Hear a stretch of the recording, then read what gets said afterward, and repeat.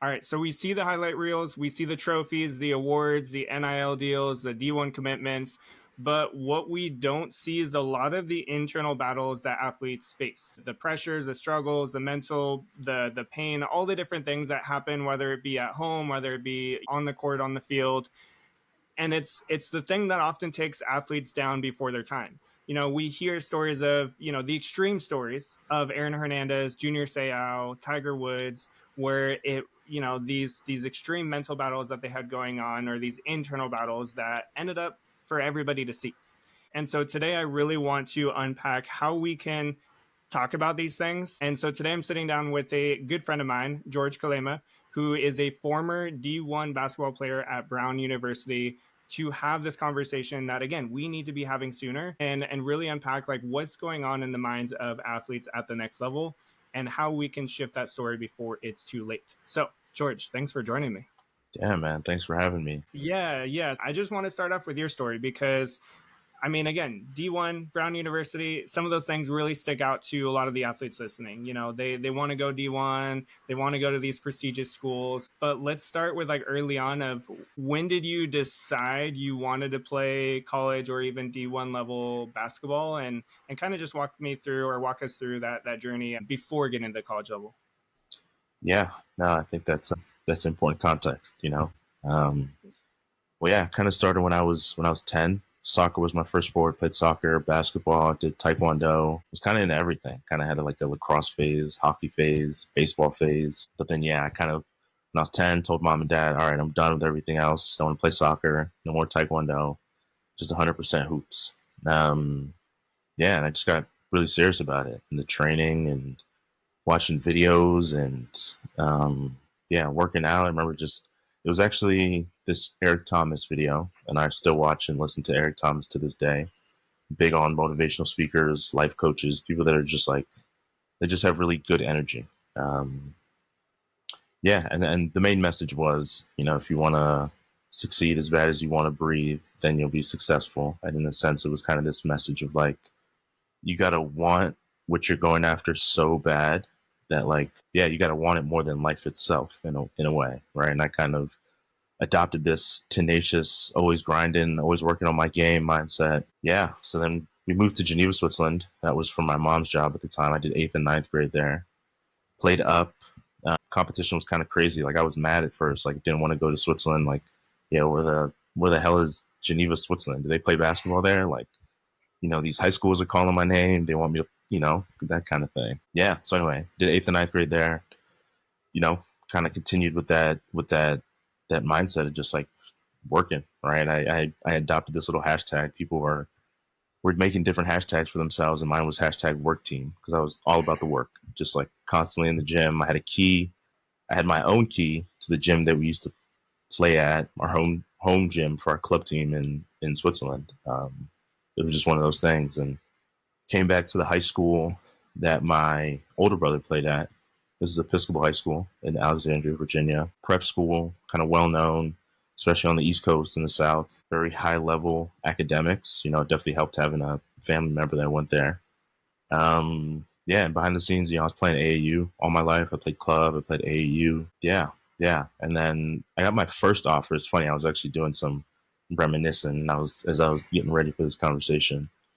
I got my first Division I offer summer after my sophomore year, which would have been summer 2016, right? Or 2015.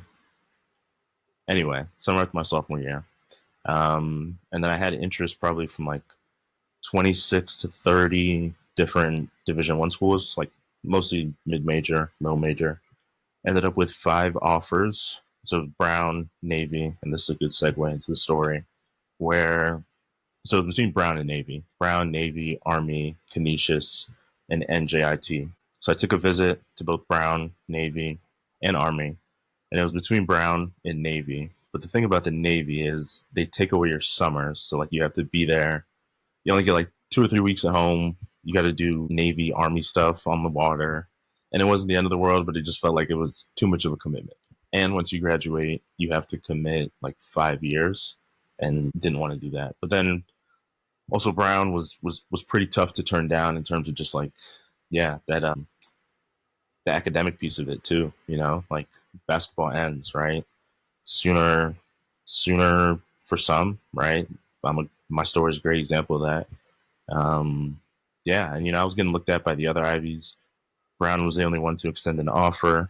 Um, yeah, and I got the offer. That would have been August of 2016, right before my junior year. Took my official visit October and committed that weekend. So I guess that kind of sets it up in terms of what took me to Brown. But yeah, I don't know if there's any other questions or any other information I can provide that would help. Yeah, so I'm just thinking about like, was there any sort of pressure? Because I mean, number one, and the athletes, I just real quick side note on here, like, again, George got some good GPAs. He got some, obviously to get the Brown, he had the GPA. I want to emphasize you're a student athlete, so just this quick side note on that. Yeah, Um, thank you. but what is it about, I guess, a school like Brown? I mean, yes, part of it was like, hey, this is an offer, but was there any sort of pressure or anything when it comes to, again, like a school like Brown, knowing that you're also got to compete on that educational side too? I mean, yeah, school was definitely hard. Like I got my first D my freshman year, like of college. And so I'm gonna ask you, your question was there pressure also playing with that academic piece as well, being eye Mm. level? Oh yeah, I mean it's different, and there's different ways you can get by academically as an athlete, so to say. But yeah, I mean, yeah, school was tough. High school was pretty easy. Went to class, I took notes, I did well on my quizzes and tests, but the midterms in college were definitely next level. It took a deeper level of understanding, but then, yeah, I mean, you're playing college basketball. It's a full-time job. You have two, three different things a day related to basketball practice, lift, film, shots, whatever. So yeah, there was definitely like you know, added pressure, but also just like ability to manage your time. And like your whole life is kind of on a schedule, It's like you find out when practice and all that stuff is, and then you move your classes around that. And then once you get your class schedule, then wake up, practice and workout schedule. And, it's just one thing after another. Mm. Okay. Yeah. And then, so there's a couple ways that I want to leave this. We can kind of explore, and for context for the audience, I know bits of George's story. Actually, we intentionally don't know the full story, so this is me exploring as well a little bit of this. I know some of the important parts, but I also there's a lot of figuring out. So do you feel like it's more important that we unpack a little bit of you as an athlete or the experience as an athlete, or start getting into, you talk about it ending earlier than you expected, which is something that a lot of athletes face? Yeah. No, and that's the reality of my situation, a reality of most. And you use the phrase things or situations where, it's not talked about or paraded on the media that much. And the careers that quote unquote end early, right? Because you go through a whole process of like understanding it's on God's time, but also I'm just where I'm at. It's like basketball served its purpose, like it gave me a work ethic. It taught me how to take care of my body, how to be disciplined, how to work with people. And at the end of the day, it got me a great education, which I think should be the main focus for anybody kind of pursuing it. But yeah, so it ending early, quote unquote, so to say. I got there my freshman year, and this was after my senior year of high school. So like spring of 2017, I'm training, I'm doing this jump program, and I get this really uncomfortable pinch in my hip.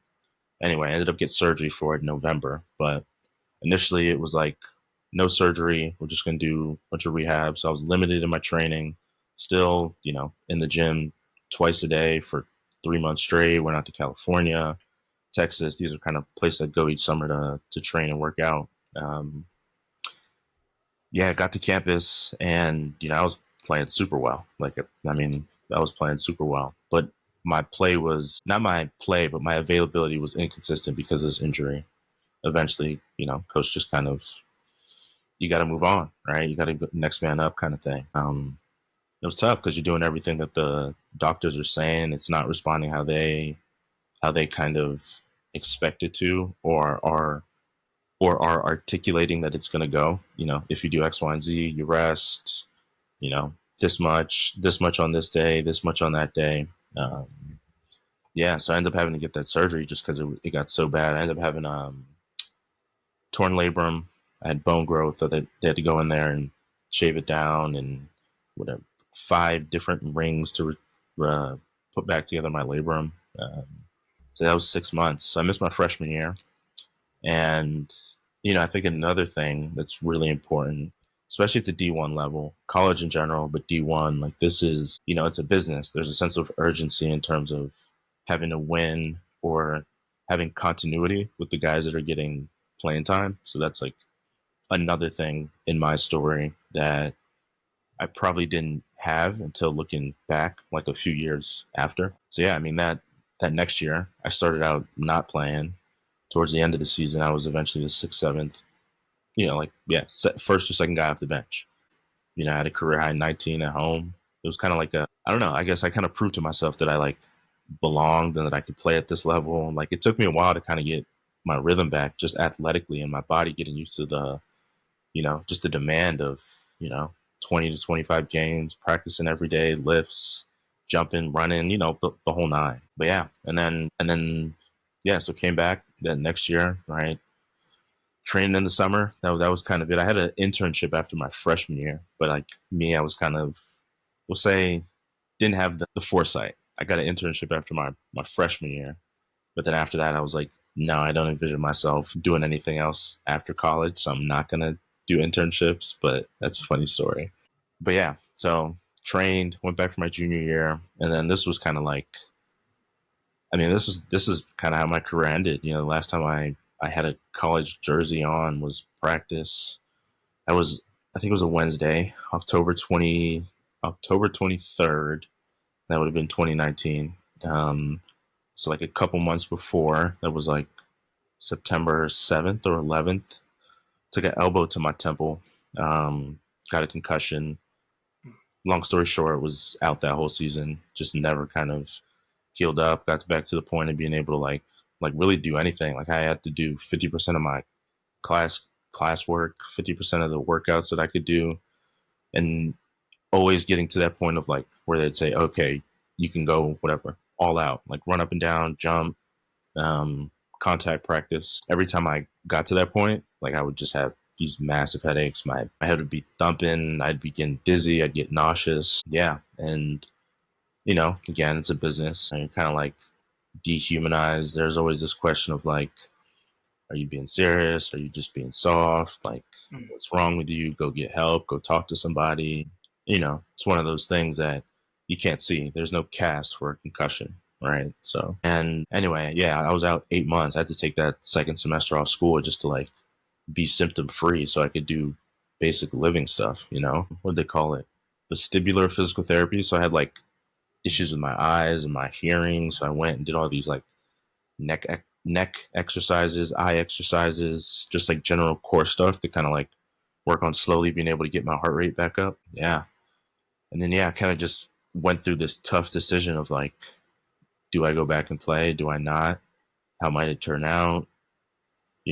Do I go and try and play pro, see how that thing works out, or just kind of like, you know, cut it short here? And a lot of prayer time, talks with God, walks at Burke Lake Park. I remember, yeah, and just kind of deciding like this was God, kind of like in a pretty drastic way, telling me like this is it, and it's gonna be okay. It's not gonna be easy. It's not gonna be always comfortable. But yeah, cut it short. Kind of cut my playing career short there. And like, if you would have asked anybody I grew up with what George would be doing when he's 25, 26, most people would have said professional basketball player somewhere in the world. Um, yeah, that's didn't turn out that way. Yeah. Mm. So So that's yeah, the story. yeah, so I want to unpack this a little bit more for the athletes too, because again, like you said, this does happen to athletes, whether it be an injury, whether it be just like, okay, you're not where you need to be type of thing, and those careers are cut short. So how does that impact you mentally, spiritual? Like I know there was a lot of prayer time in that, but clearly it did have an effect on you, whether it be mindset or any of those things. Like what did that look like for you? And yeah, how did you kind of overcome that or work through that? Yeah, I mean, a big part of it, as I was mentioning kind of before this call, was like the big ego deflation. You know, I kind of had to get humbled by life in a sense. You know, I had this edge, I had this faith, I had like this kind of almost expectation that I would have a, I don't know, fruitful career, so to say. Um, but then also just the reality, like things don't always go your way. You know, you can do everything right and show up, be the first one in the gym, last to leave, work harder than anybody, work on all your skill set, take care of your body, take care of your mind, all the things that, you know, would give you a chance. And you may not even get that opportunity just because of, you know, external things, right? Hmm. Yeah. And I think it was one of those things, just you don't get to, I don't get to control kind of how life turns out for me. And it's weird because I think there's this mindset I had growing up where it's like, if you believe it, you can achieve it, that kind of thing.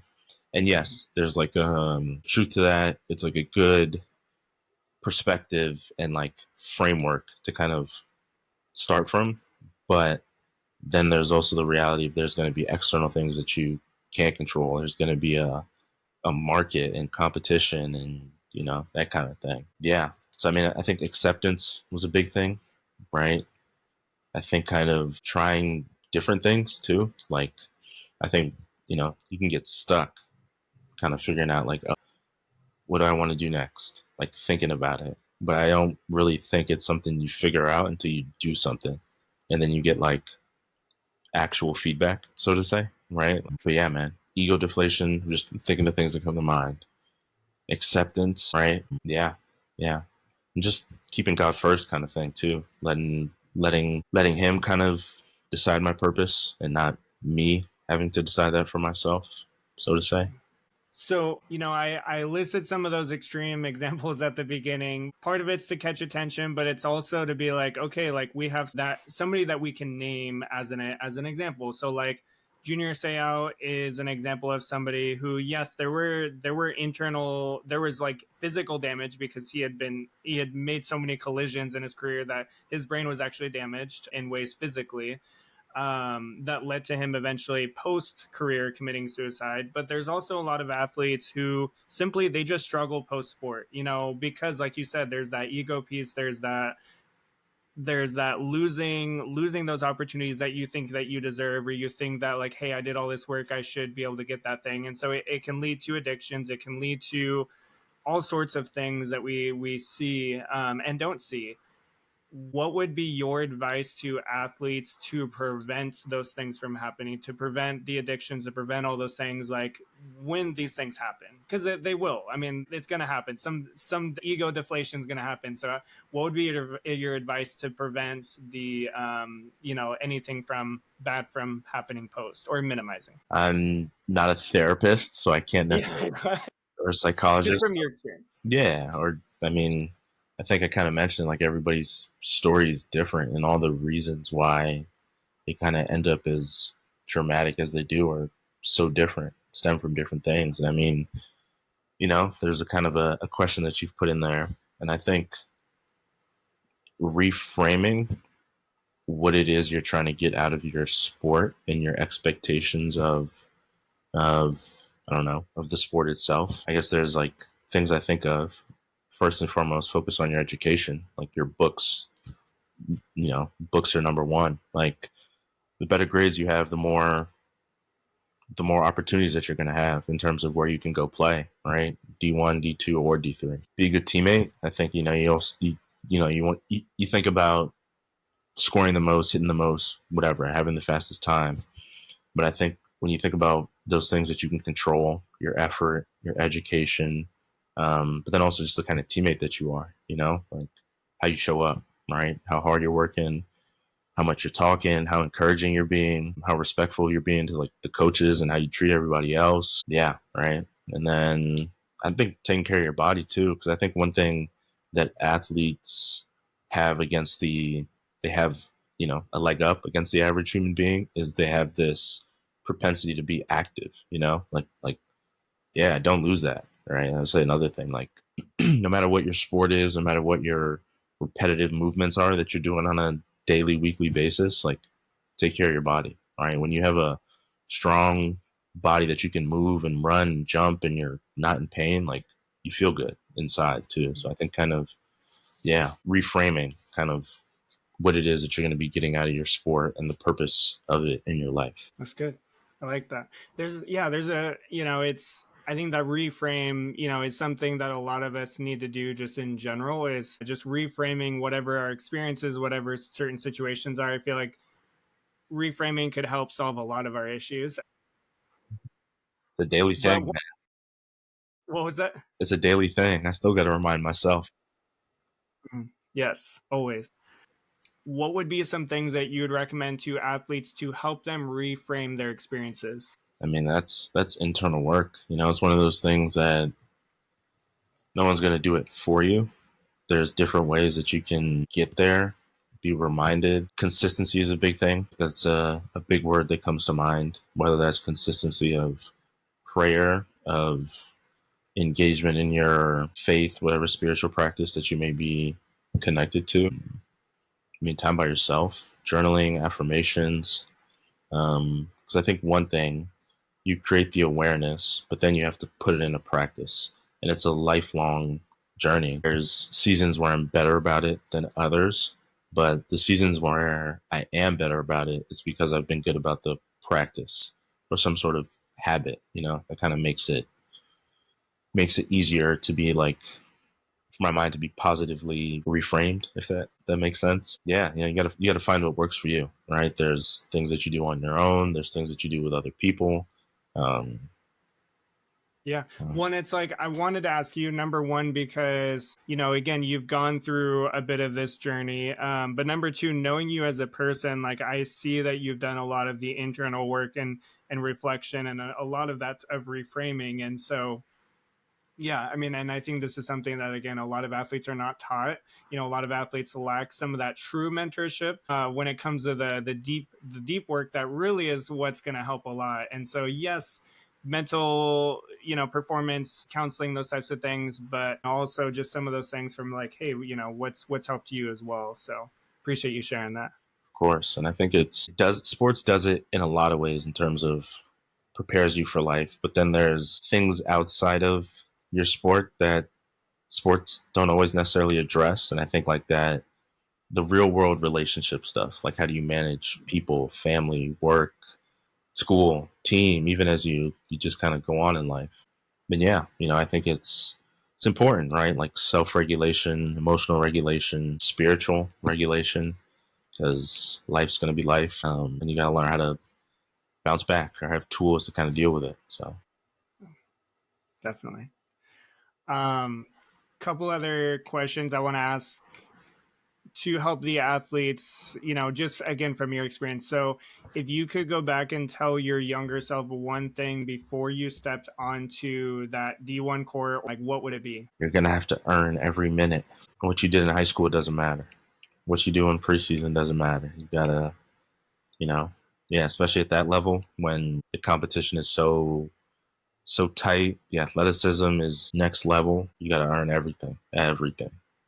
That's good right there. I mean, I hear a lot of coaches say it, but when an athlete who's actually, yeah, gone through that, and it's so true. Like, so yeah, definitely. Now, speaking specifically to the athletes, what are three things that you feel like they really need to hear? So the athletes who are trying to chase that college dream, that D1 dream, what are three things that you think that they really need to hear? Fall in love with the work because I think without a love and an appreciation for that work, there's no chance of it even happening. So, right for me, it was basketball. Spent a bunch of time in the gym.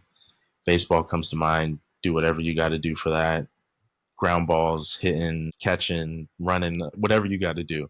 Spend time working on your game. Take care of your body too. Like I mentioned that earlier. Like your skill is only going to go as far as your body can in terms of speed and reaction and strength and stuff like that. So yeah, work on your game, take care of your body, and compete too. I think like always working on your mindset.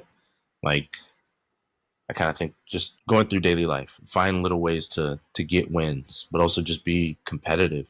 Like always try and get better and work on yourself. Like podcasts, books, just yeah, different ways to like work on you and your mindset and your perspective. Yeah, those are my three. That's good. Yeah, I like it.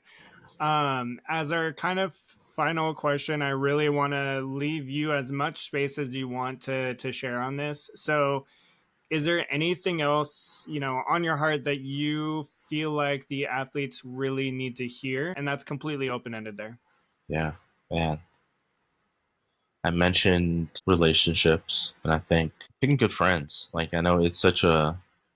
You asked me how. I feel like I'm still figuring that out, right? Like, but I think early on, especially if you have a lot of success, it's easy to feel like, oh, there's a lot of people who like you, so to say.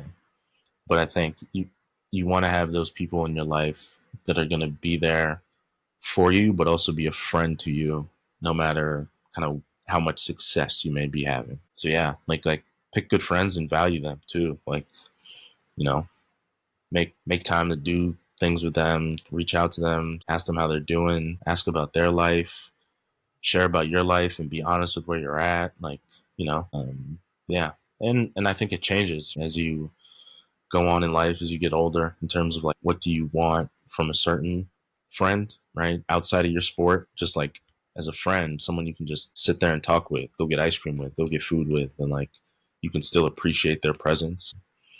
But yeah, value relationships. That's what I would say. Hmm. Yeah. I love that. Yeah, I mean, yeah, a lot of these things that and I think the relationships goes back to a lot of those other things that will help you with, whether it be the internal battles, whether it be the, shifting, reframing things. Like that's where those relationships I think can be really powerful too. Yeah. Yeah. Yeah. Good Sweet. friends that you can talk with too. I think that's another thing. The more comfortable, the more people in your life that you have that you can talk to and be open and honest with, I think the better your life will be. Yeah. Yeah, I mean, we even look at like what I mean, for me in in our group that we're in. For context, guys, like George is also in my men's group. If you go back to like episode 4, we have Josh. That he is also in our men's group, and again, those are things that it has made me, I feel like, a much better person, and to really see who I am and to really understand like my faults and my strengths and stuff, but also to have people who check you. And I think there's a lot of good things that come from those types of communities as well. Amen, brother. Yeah. um all right, so listeners, I don't have anywhere to be like, oh, go follow George at this or anything. If you want to, like, if you have questions, you want to reach out to him, definitely let me Um, know, and yeah, we can figure something out. yeah. You can We get want to you can get announce. my contact information from Nick. Yeah, we'll do it that way. I am on LinkedIn too. You can add me on Oh yeah, LinkedIn. for those who have, I don't know how many of the Yes. high schoolers on there, but again, athletes, like, this is one that, number one, you really need to be honest with yourself on, and really look at where the things that maybe you're lacking in, but also look at, you have teammates who may be struggling, you have teammates that may be facing some things or may eventually face some things, and so, make sure you share this with them, make sure that, the people who need to hear this, that they hear it, and as always, keep striving for greatness.